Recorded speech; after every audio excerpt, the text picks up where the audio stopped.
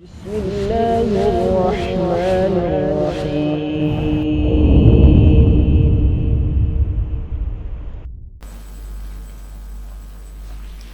Bismillahirrahmanirrahim. Assalamualaikum warahmatullahi wabarakatuh. Alhamdulillahirabbil alamin. Wa bihi nasta'inu ala umuri dunya waddin. Asyhadu an la ilaha illallah wahdahu la syarika lah. Wa huwal malikul haqqul mubin. Wa asyhadu anna Muhammadan abdullahi wa rasuluh al-mab'uts rahmatan lil alamin. Shalawatullahi rabbi wa salamuhu wa barakatuhu alaihi wa ala alihi wa ashabihi ajma'in wa man tabi'ahum bi ihsanin ila yaumiddin. Ya ayyuhalladzina amanu taqullaha haqqa tuqatih wa la tamutunna illa wa antum muslimun. Summa ma ba'du fa in ahsanal hadisi kitabullah wa khairal huda huda nabiyina Muhammadin sallallahu alaihi wa alihi wasallam. Ikhwani wa akhwati al-ahibba rahimani wa rahimakumullah. Jamaah salat zuhur Masjid Babu Salam yang dimuliakan Allah Subhanahu wa taala. Alhamdulillah, segala puja dan puji serta syukur kita senantiasa kita panjatkan kehadirat Allah Subhanahu wa taala atas berbagai limpahan nikmatnya, rahmat dan karunia-Nya, keberkahan, keutamaan dan kebaikannya yang sangat banyak, tidak terhingga, tidak terbilang. Salawat dan salam kita limpahkan, kita aturkan ke hadirat baginda Nabi Muhammad sallallahu alaihi wasallam serta keluarga beliau, sahabat beliau dan umat beliau hingga akhir zaman. Para jemaah sekalian yang dimuliakan Allah Subhanahu wa taala, kita semakin mendekati bulan Ramadan. Tepatnya hari ini, hari Kamis tanggal 21 Sya'ban 1446 Hijriah. Mengingatkan buat para jemaah dan juga keluarga kita yang masih memiliki hutang puasa Ramadan tahun lalu untuk segera melunasinya, untuk segera membayarnya, baik dengan berpuasa atau juga dengan membayar fidyah, agar kita memasuki Ramadan tidak membawa beban tanggungan dari kewajiban kita pada Ramadan tahun sebelumnya. Ramadan adalah bulan yang penuh dengan kebaikan, dengan keberkahan, bulan ketaatan, bulan amal-amal ibadah, bulan penghambaan kita pada Allah Subhanahu wa taala. Meskipun kita dituntut untuk menjadi rabbaniyin bukan ramdaniyin, yaitu generasi yang senantiasa beribadah pada Allah Subhanahu wa taala di sepanjang bulan, sepanjang hayatnya. Tidak hanya ibadah kepada Allah hanya di bulan Ramadan saja. Allah yang kita sembah ada di setiap bulan, ada di setiap waktu, ada di setiap tempat. Maka hari-hari Ramadan penuh dengan berbagai ketaatan-ketaatan dan amal-amal ibadah. Bulan keikhlasan, bulan kesabaran, bulan mujahadah sungguh-sungguh, bulan berpuasa, bulan salat, bulan baca Quran, bulan zikir dan doa, bulan berinfak dan bersedekah, bulannya memperbanyak salawat pada Nabi sallallahu alaihi wasallam, bulannya berdakwah, ya, dan semua kebajikan-kebajikan dan ketaatan-ketaatan yang berkumpul pada bulan Ramadan. Kebaikan-kebaikan yang ada pada bulan Ramadan dilipat gandakan pahalanya oleh Allah Subhanahu wa taala. Semoga Allah panjangkan umur kita dan dipertemukan dengan bulan Ramadan. Allahumma amin ya rabbal alamin. Pembahasan tentang al-asma wa sifat masih berlanjut dan cukup panjang sebenarnya, tapi coba kita ringkas kesempatan hari ini ya, untuk satu membahas firman Allah Subhanahu wa taala di surat Al-A'raf ayat ke 180 yang secara khusus menyebutkan tentang Al-Asma Al-Husna. Allah berfirman, a'udzubillahi minasyaitonir rajim, walillahil asmaul husna fad'uuhu biha wa dharul ladzina yulhiduna fi asma'ihi sayujzauna ma kanu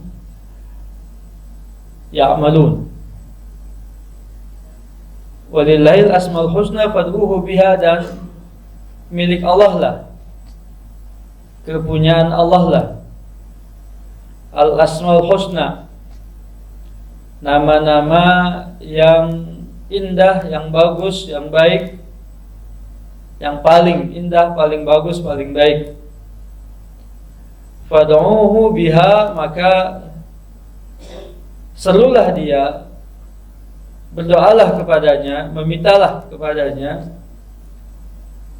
dengan menjadikannya sebagai perantara, alat bertawassul, dan tinggalkan orang-orang yang menyimpang dalam menyebut nama-namanya. Mereka akan mendapatkan balasan dari apa atau dari perbuatan yang pernah mereka lakukan. Ikhwan sekalian yang dimana Allah Subhanahu wa taala, pembahasan sebelumnya kita fokus tentang masalah sifat Allah. Ahlussunnah menyebutkan bahwa sifat-sifat Allah ada yang berkaitan dengan zatnya, disebut dengan sifat zatiyah. Mohon maaf, kita mengambil atau meminjam penerjemahan zat Allah ini dengan fisik. Kita pinjam terjemahannya dengan fisik, zat. Kalau dalam ilmu kimia disebut dengan materi. Zat itu disebut dengan materi, ya. Tapi Allah bukanlah suatu materi, ya. Karena ada disebut dengan zat padat, zat cair dan gas, misalnya kan begitu, ya, materi dalam ilmu kimia. Tapi bukan itu yang dimaksud. Tapi zat, yaitu dirinya Subhanahu wa ta'ala. Kita mengambil istilah atau meminjam terjemahan istilah fisik Subhanahu wa ta'ala, ya, nanti disebutkan dalam beberapa ayat Al-Quran dan hadis-hadis Nabi Sallallahu Alaihi Wasallam yang menyebutkan tentang zat-zat Allah Subhanahu wa ta'ala. Sekali lagi, kaidah kita tidak boleh kita bayangkan, tidak boleh kita gambarkan, tidak boleh kita samakan, tidak boleh kita misalkan, ya, dengan makhluk. Hanya mengimaninya saja. Seperti firman Allah menyebutkan, aina ma tuwallu fathamma wajhullah. Demikian lain dikatakan illa ibtigha'a wajhi rabbihil a'la. Disebutkan istilah wajah. Hadis Nabi sallallahu alaihi wasallam, saufa tarawna rabbakum ayanan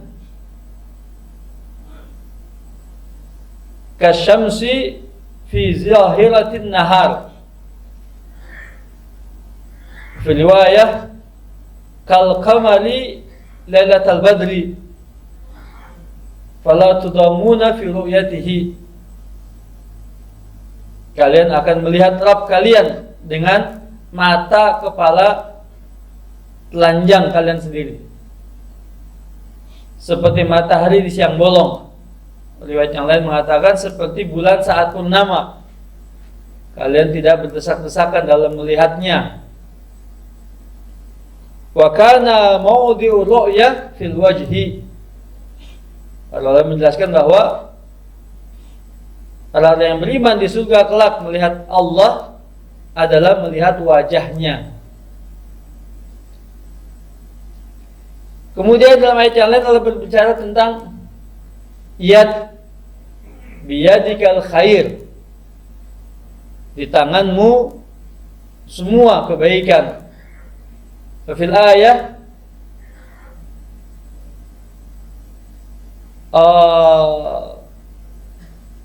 yadullahi fawqa aydihim, tangan Allah di atas tangan mereka. Wa fil ayah bal yadahu mabsutatani yunfiku kaifa yasha. Akan tetapi kedua tangan Allah itu terbuka. Dia memberikan apa saja yang dikehendakinya. Ya. Wa fil ayah siru bi'ayunina, berjalanlah di malam hari dengan penglihatan mata-mata kami. Ya. Ini semua, dan juga seperti misalnya di hadis tentang masalah sak, ketika semua penduduk surga masuk surga, penduduk neraka masuk neraka, lalu neraka mengatakan hal mim mazid, sebagaimana disebutkan dalam surat Kiamah, apakah ada tambahan lagi ya Rabb? Jafil hadis wa dakhala rijlahu wa fil riwayah saqahu ila an-nar faqala kafin ya Rabb.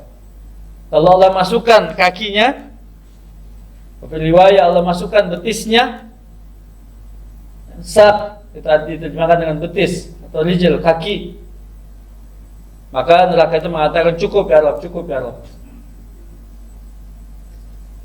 Nas-nas ini semua adalah hadis-hadis yuhtaju biha, dapat dijadikan sebagai hujjah kesahihannya dan kehasanannya.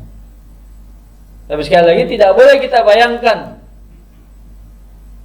ya, sebagian orang menuduh orang-orang yang meyakini atau menerjemahkan dan meyakini secara tekstual nas-nas tadi sebagai kaum mujassimah, orang-orang yang menjisimkan, membadankan, memfisikkan Allah tabaraka wa ta'ala. Tidak. Tapi Ahlussunnah hanya sebatas itu saja, mengetahui maknanya, menetapi maknanya sebagaimana datangnya dalam bahasa Arab, baik di Quran atau juga di hadis Nabi sallallahu alaihi wasallam. Dan yang kedua, sifat fi'liyah, sifat perbuatan. Sifat perbuatan. Ya.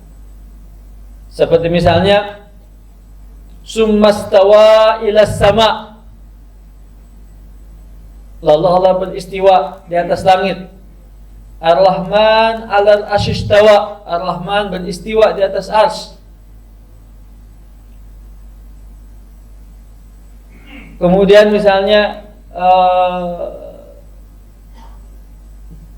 ada hadis Nabi sallallahu alaihi wasallam menyebut dengan yanzilu rabbuna ila samai dunya. Rabb kita turun ke langit dunia, menghidupkan, mematikan, menurunkan hujan, melapangkan rezeki, menyempitkan rezeki. Semua perbuatan-perbuatan yang dilakukan Allah Subhanahu wa ta'ala di alam semesta ini dalam rangka dia mengatur alam semesta ini dengan hikmahnya. Ini disebut dengan sifat fi'liyah. Dan sekali lagi tidak boleh kita menyerupakannya, memisalkannya, menyamakannya dengan sifat-sifat perbuatan makhluk. Tidak boleh. Ya. Kita hanya menetapkan sebagaimana datangnya sifat-sifat itu dalam Al-Quran dan juga hadis Nabi Sallallahu Alaihi Wasallam. Nah, sekarang pembahasan tentang al-asma, tentang nama-nama. Dalam kaidah pertama bahwa penetapan al-asma wa sifat tauqifiyah berdasarkan wahyu. Artinya menyebut nama Allah atau memberikan nama bagi Allah harus berdasarkan wahyu. Disebutkan dalam Al-Quran atau disebutkan dalam hadis Nabi Sallallahu Alaihi Wasallam. Tidak boleh kita menamakan Allah dengan nama-nama yang tidak ada dalam Al-Quran dan juga hadis Nabi Sallallahu Alaihi Wasallam. Dan tidak boleh kita memberikan terjemahan nama lain dari nama Allah dalam bahasanya, dalam bahasa Arabnya maksud saya. Karena istilah-istilah itu dalam bahasa itu ya memiliki kekhususan, karakteristik istilah bahasa tersendiri, ya. Makna yang terkandung dalamnya itu sangat dalam. Ketika diterjemahkan ke dalam bahasa yang lain, banyak bahasa yang tidak sepadan satu dengan yang lainnya dalam pemaknaan, sehingga tidak mewakili makna itu. Ya. Karena kita tidak tahu juga pemaknaan dalam istilah-istilah tersebut. Misalnya saja, Allah menyebut dirinya sebagai ilah. La ilaha illa ana. Tidak ada ilah kecuali aku, kata Allah di surat Taha. Sehingga syahadat kita la ilaha illallah. Allah menyebut sebagai Rabb. Allah menyebut sebagai Rabb. Alhamdulillahi Rabbil Alamin. Sebagai Rabb. Rabbus samawati wal ardi wa ma bainahuma. Allah menyebut dia sebagai Rabb.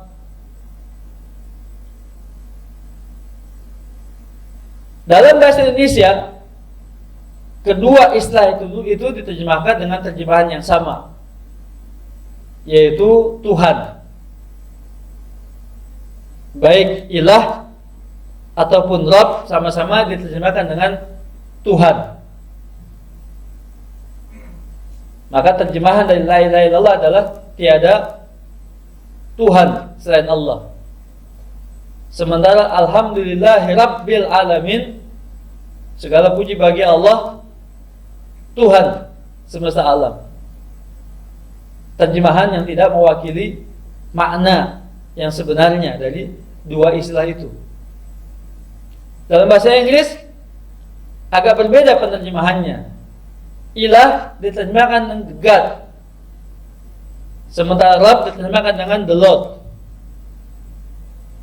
Yang dalam bahasa Indonesia, Lord itu artinya adalah pangeran, ya. Sementara Malik diterjemahkan dengan king, ya, penguasa atau Malik, dan seterusnya. Dalam bahasa Jawa, dalam bahasa Indonesia itu ada istilah Gusti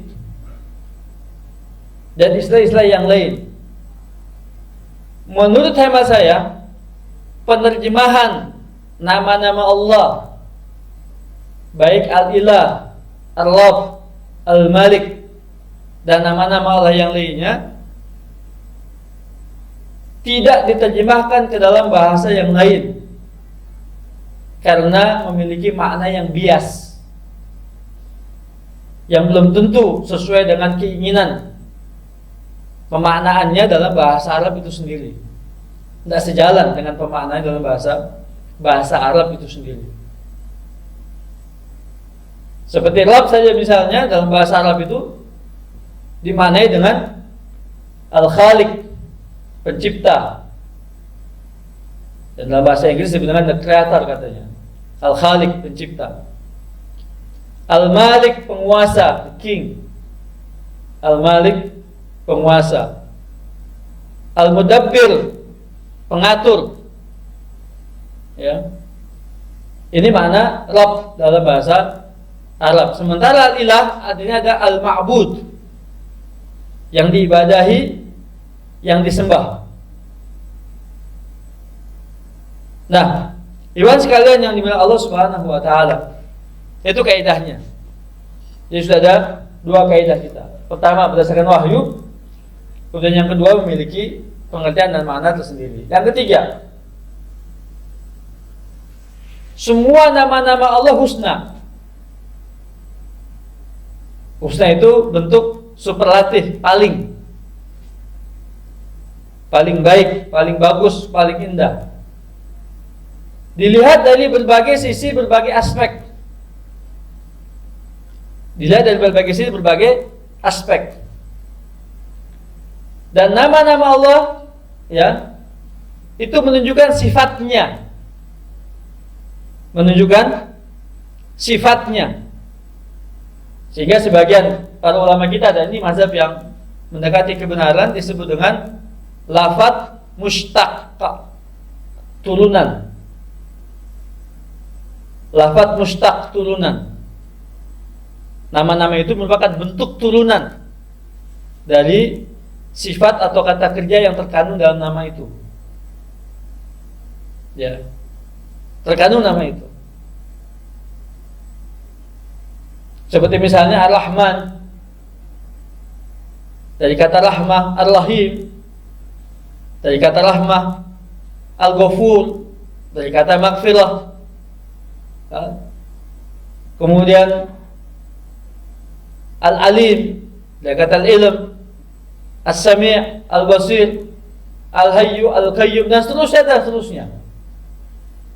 Lafadz mushtaq, turunan dari sifatnya atau kata kerjanya. Jadi likulli ismin sifatun yadummuha. Setiap nama mengandung sifat yang terkandung di dalamnya. Berbeda dengan makhluk, berbeda dengan manusia yang terkadang tidak sejalan dengan sifat dan karakternya. Ya. Ada seorang yang bernama Saifullah. Dalam bahasa Arab itu pedang Allah. Ternyata kelakuannya preman pasar. Ada seorang yang namanya Saifuddin, pedang agama. Ternyata kelakuannya tukang begal. Ada yang namanya Abdullah, tapi ternyata juga pejudi misalnya. Nah, mesti sejalan nama yang ada pada diri manusia, makhluk, dengan sifat karakter yang dimilikinya, dan mesti sejalan. Dan terkadang nama-nama yang ada pada diri kita pun tidak punya makna yang jelas. Contohnya nama saya. Selalu saya ditanya oleh dosen saya, orang Saudi itu, ya, ketika kuliah S1, dosennya orang-orang Arab. Nama ente itu apa sih artinya? Saya jawab, anak yang baik. Akhirnya semua tuh teman-teman saya yang gak jelas nama-namanya itu, nama Sunda, nama Jawa, nama Batak, nama ini itu misalnya, ketika ditanya apa artinya? Anak yang baik. Doa. Kadang nggak tahu artinya apa. Ya. Ada bisa ngartikan di sini orang Jawa nama saya Haryanto. Apa itu artinya? Har dari kata apa har? Harta. Enggak juga. Kalau presiden kita Soeharto, Soekarno, itu ada artinya itu. Su dalam bahasa Jawa itu apa? Bagus. Su itu, ya. Itu su kan singkatan Pak, lengkapnya apa su apa? Lengkapnya itu su itu apa? Tapi bagus artinya betul su itu. Kan bukan, maksudnya su itu apa? Bagus su itu. Harta kan? Yang bagus hartanya. Soekarno bagus apanya? Karno itu apa?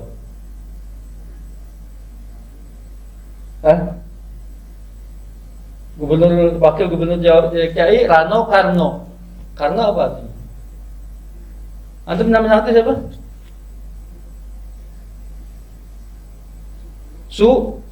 Bono. Bagus. Bononya apa? Subuh Ono. Oh iya benar Subono ya. Subono Ono. Mumtaz. Ya. Antum Indra. Apa artinya Indra? Ingin dirasa-rasani misalnya gitu. Nggak jelas sudah artinya pokoknya. Sebisanya aja, sekenanya aja manusia itu. Betul nggak kira-kira?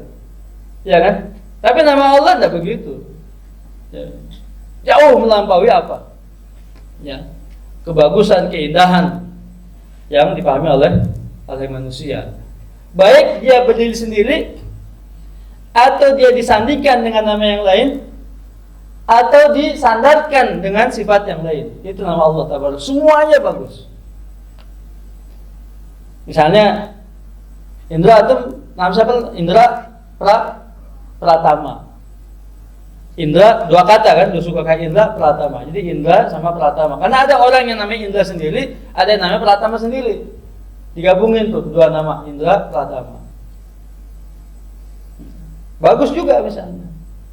Pratama pertama atau apa namanya? Pratama itu apa?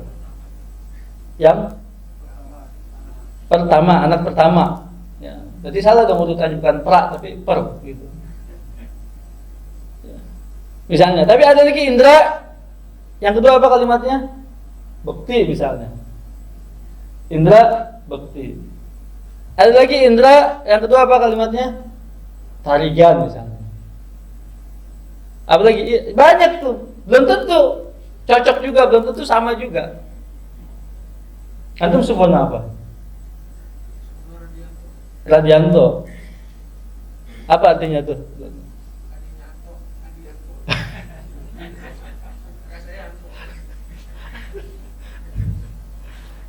Masya Allah, ini artinya ini luar biasa. Ya. Misalnya Sami'un, di ayat Sami'un Alim, di ayat yang lain Sami'un Basir, di ayat misalnya Alimun Qadir, di ayat yang lain misalnya Alimun Khabir, di ayat yang kayak gitu. Itu sangat indah semua nama-nama Allah itu. Ya. Oke. Kemudian ada nama Allah misalnya yang disandarkan bahwa dialah yang terbaik, Allah Subhanahu wa taala yang paling baik. Dari apa misalnya yang ada pada makhluk? Dengan sandingan awalnya itu dengan kalimat khair. Misalnya khairul raziqin, khairul makirin. Gitu. Ya. Itu bagi nama Allah juga. Subhanahu wa ta'ala. Kemudian berikutnya.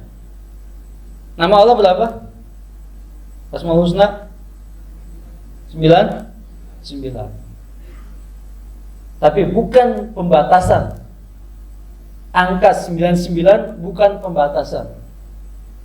Hadis sahih riwayat Bukhari dari Muawiyah bin Abi Sufyan radhiyallahu anhu menyebutkan bahwa Nabi SAW bersabda, "Inna lillahi tis'atan wa tis'ina isman mi'ah illa wahidah man ahsaha dakhalal jannah." Saya tuliskan hadisnya.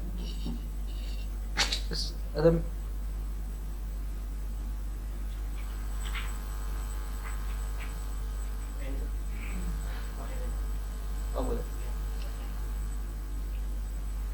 ya.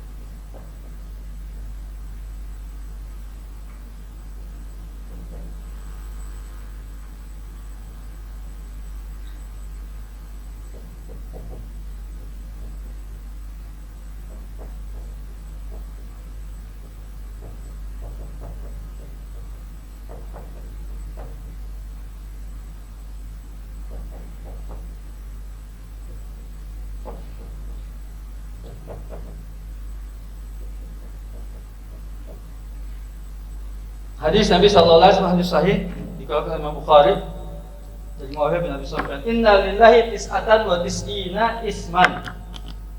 Tis'atan wa tis'ina isman. Mi'ata illa wahidatun.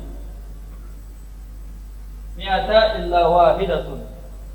Man ahsaha dakhalal jannah. Artinya sesungguhnya lillah, milik Allah, tis'atan 9, tis'ina 99, isman nama, mi'ah illa wahidah 100 kurang 1. Wa fil riwayah innahu witrun yuhibbul witr. Allah itu witir, menyukai yang witir, sehingga ada angka 99. Man ahsaha, siapa yang menghitungnya, kalimat ahsa, man ahsaha, siapa yang menghitungnya, dakhalal jannah, dia akan masuk dalam surga. Memahami hadis ini adalah penyebutan, bukan pembatasan. Penyebutan 99 bukan membatasi 99. Keagungan, kebesaran, kesempurnaan Allah Tabaraka wa Ta'ala melebihi dari 99. Sehingga tidak layak untuk dibatasi dengan angka 99. Tapi 99 bagian dari nama-nama Allah.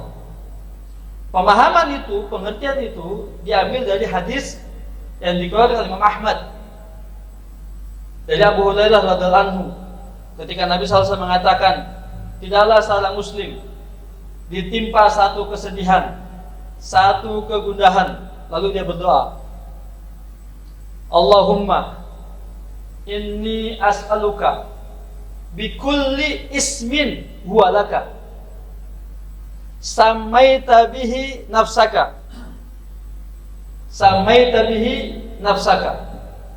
au anzaltahu fi kitabika au 'allamtahu ahadan min khalqika au ista'sarta bihi fi ilmil ghaibi indaka an taj'alal qur'ana rabi'a qalbi wa nura basari wa dhahaba hammi wa ghammi illa azhaballahu anhu alham wal huzn, atau kama qala sallallahu alaihi wasallam. Tidaklah seorang muslim ditimpa satu kesedihan, satu kegundahan,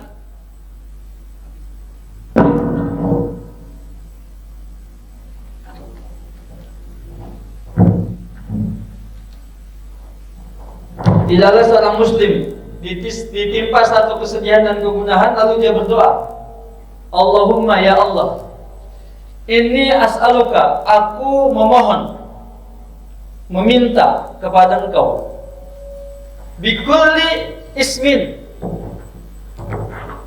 dengan bertawasul. Ini penting kita. Mari kita bicara tawasul ini, Pak. Ini derajat tawasul yang paling tinggi, yang paling utama, yang paling disyariatkan. Lihat, buat jemaah nih. Kita tidak melarang tawasul, bahkan menganjurkan, mewajibkan, mengharuskan tawasul. Dengan yakin saya katakan, mengharuskan, mewajibkan bertawasul. Dengan apa tadi? Bikulli ismin, tawasul dengan setiap nama milik Allah Subhanahu wa Ta'ala. Setiap nama milik Allah. Yang kita tahu, apa yang tidak kita tahu. Dengan setiap nama milik Allah, milik Engkau. Pertama, atau nama yang Kau turunkan dalam kitab Engkau, Al-Quran, Taurat, Injil, Zabur. Bagaimana Allah menamakan dirinya sendiri dalam kitab-kitab samawi itu, kita tidak tahu, kita tidak mempelajarinya. Nabi Nuh punya kitab, Ibrahim punya kitab, Yusuf punya kitab, Daud punya kitab, ya, dan nabi-nabi lain punya kitab. Dan bagaimana Allah menyebut dirinya pada kitab-kitab itu, kita tidak tahu. Ya. Kemudian, atau yang Kau ajarkan kepada salah seorang dari makhlukmu, salah satu dari makhlukmu. Kita tahu burung bertasbih, kita tahu ikan bertasbih, Kita tahu semut bertasbih, kita tahu angin bertasbih, kita tahu api bertasbih. Semua makhluk Allah bertasbih menyebut nama Allah, dan kita tidak tahu bagaimana tasbih mereka. Yang keempat lebih dahsyat lagi. Atau setiap nama yang kau simpan dalam ilmu gaib yang ada di sisimu. Tidak tahu sama sekali. Ya toh? Jadi kalau sudah 4 kategori ini bisa dibatasi tidak? Tidak bisa dibatasi. Pun tidak ada satu hadis muttafaq alaih. Nabi SAW menyebutkan 99 itu apa saja. Sehingga sebagai pembatasan tidak ada. Semua para ulama ahli hadis beristihad untuk menetapkan 99 tadi. Dan banyak ternyata nama-nama dari ketetapan para ahli hadis yang berbeda satu dengan yang lainnya. Bahkan ada yang memasukkan yang tadi yang disebut dengan mudhaf ilaih, penyandaran itu dimasukkan dalam Asmaul Husna, khairul razikin, khairul makilin misalnya. Disebutkan dalam Asmaul Husna, sementara yang lain tidak memasukkannya misalnya. Mujibas sa'ilin misalnya, qadiyal hajat misalnya. Itu kan bagian dari nama-nama Allah. Ya. Yang diambil dari sifat-sifatnya.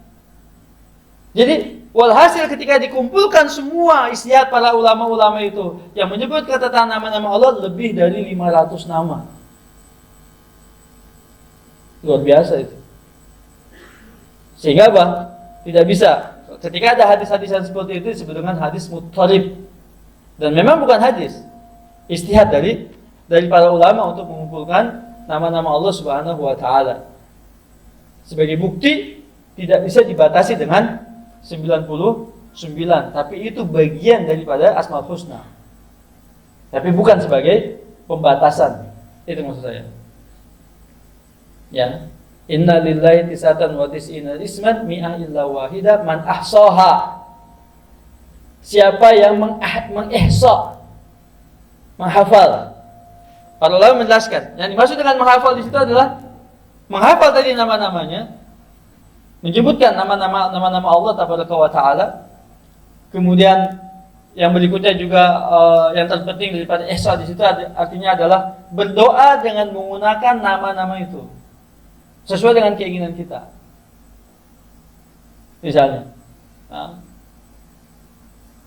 Misalnya kita mohon afu seperti nanti di Lailatul Qadar, Allahumma innaka afuwun tuhibbul afwa fa'fu anni. Itu bagian cara kita tawassul dengan menggunakan nama Allah. Allahumma ya Allah innaka afu, sungguhnya Engkau adalah Maha Pemberi maaf. Tuhibbul afwa, menyukai pemaafan, fa'fu anni, maka maafkan aku. Begitu caranya. Allahumma innaka antar lazzaq wa anta khairul raziqin farzuqni rizqan katsiran halalan thayyiban mubarakan fih. Begitu cara misalnya.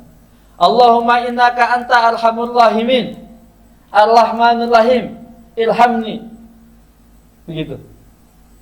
Yang disebut nama Allah. Nabi SAW mengatakan, man da'a bismillahi a'zam utiya. Siapa yang berdoa memohon pada Allah dengan nama yang paling agung akan diberi. Bagaimana caranya? Nabi menyebut, Allahumma inni as'aluka bi annaka antallahu la ilaha illa anta al-ahadus samad lam yalid wa lam yulad wa lam yakun lahu kufuwan ahad. Siapa yang bertawasul dengan menyebut nama Allah yang paling agung dengan sifat-sifatnya, maka dia akan diberi. Ya Allah, aku mohon kepada Engkau, sesungguhnya Engkau adalah Zat yang Maha Esa, tempat tergantung segala sesuatu, tidak beranak dan tidak diperanakan, tidak ada satupun juga serupa dengan Engkau.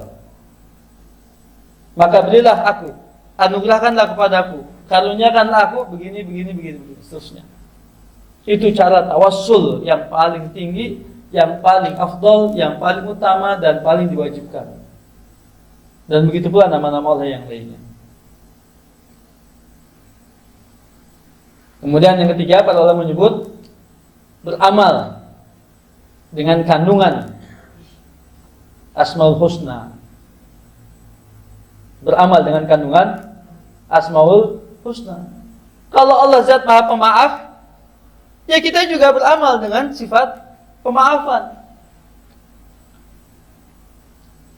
Kalau Allah misalnya zat yang maha pengasih lagi maha penyayang, ya kita juga sama mengamalkan sifat kasih sayang itu. Kalau Allah zat yang maha lembut, Al-Latif, Ar-Rauf, kita juga mengamalkan dengan sifat tersebut. Dan begitu seterusnya, dan begitu seterusnya. Itu kalimat ihsa. Maka Allah berfirman, fadu'uhu biha. Maka mintalah, berdoalah kepada Allah dengan bertawassul menggunakan Asmaul Husna itu. Dan tinggalkan orang-orang yang menyimpang dari menyebut namanya. Mudah-mudahan pembahasan kita siang hari ini melengkapi kajian dan pembahasan kita di Tauhid Al-Asma wa Sifat. Dan semoga dengan demikian lebih kuat ketauhidan kita, keimanan kita, ketakwaan kita pada Allah Tabaraka wa Ta'ala, dan menempatkan diri ya di hadapan tauhid kita pada Allah Subhanahu wa Ta'ala dengan sebenar-benarnya sebagai seorang hamba. Mentauhidkan Allah dalam rububiyahnya, uluhiyahnya, dan juga asma dan sifatnya, dan tidak menyekutukan Allah dalam hak-hak istimewa Allah tersebut. Semoga Allah berikan taufik ini untuk kita semua. Allahumma amin ya rabbal alamin. Subhanaka Allahumma bihamdik asyhadu an la ilaha illa anta astaghfiruka wa atubu ilaik. Wa sallallahu nabiyana Muhammad wa ala alihi wa sahbihi wasallam. Assalamualaikum warahmatullahi wabarakatuh.